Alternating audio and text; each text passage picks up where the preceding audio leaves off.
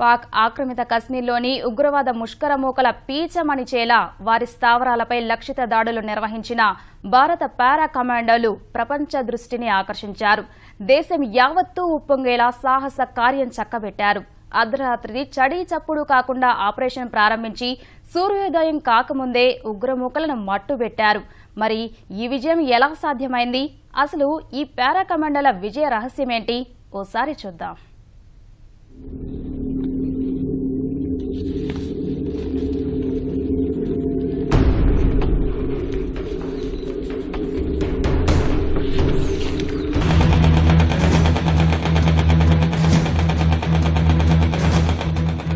పారా కమాండోలకు భారత సైన్యంలో ప్రత్యేక స్థానం ఉంది.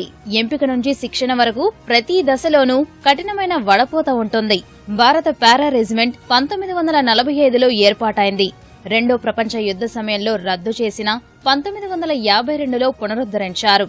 1966లో పారా రెజిమెంట్ ను ప్రత్యేక దళాలుగా తీర్చిదిద్దారు.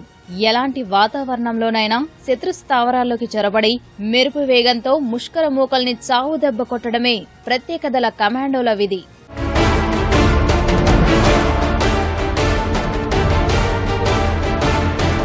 ప్రత్యేక దళాల్లోకి ఎంపిక ప్రక్రియ చాలా కఠినంగా ఉంటుంది.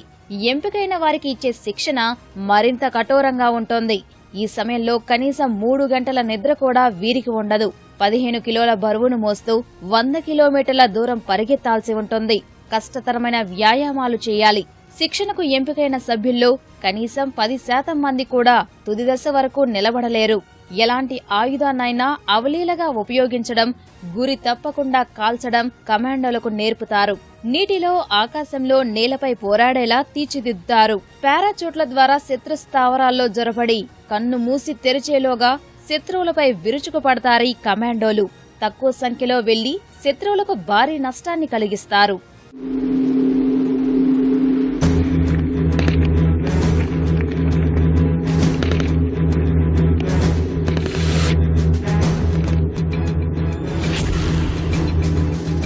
భారత పదాతి దళంలోని పారాచూట్ రెజిమెంటో భారత ప్రత్యేక దళాల్లోకెల్లా అతి పెద్దది.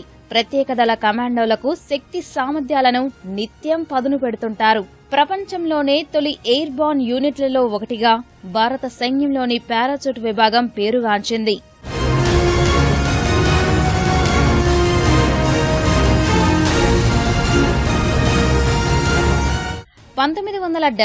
లో భారత్ పాక్ యుద్ధంలో పారా కమాండోల ధైర్య సాహసాలు తొలిసారి వెలుగులోకి వచ్చాయి. 6 జట్టు సభ్యుల బృందం పాకిస్తాన్ సరిహద్దు నుంచి 240 కిలోమీటర్ల లోపలున్న ఇండస్, చార్చో ప్రాంతంలో చొరబడి మెరుపుదాడులు నిర్వహించింది. 470 మంది పాక్ సైనికులను హతమార్చి 140 మందిని గాయపర్చింది.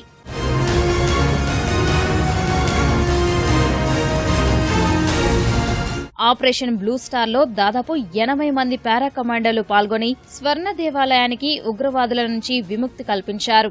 కార్గిల్ యుద్ధంలో 9 పారాచూట్ బెటాలియన్లు పాల్గొన్నాయి. ముషోక్ లోయను స్వాధీనం చేసుకోవడంలో మంచి ధైర్య సాహసాలు ప్రదర్శించాయి.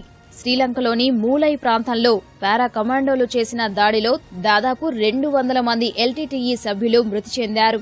మాల్దీవుల్లో పీపుల్స్ లిబరైజేషన్ ఆర్గనైజేషన్ ఆఫ్ తమిళ ఈలం చెలరేగినప్పుడు 50 మంది సభ్యుల పారా కమాండోల బృందం రంగంలోకి దిగింది. మాల్దీవుల అధ్యక్షుడితో సహా పలువురిని రక్షించింది. ఇలా నిప్పు కణికలకు మారుపేరుగా నిలిచిన పారా కమాండోలు భారత సైన్యంలో తమ ప్రత్యేకత చాటుకుంటున్నారు.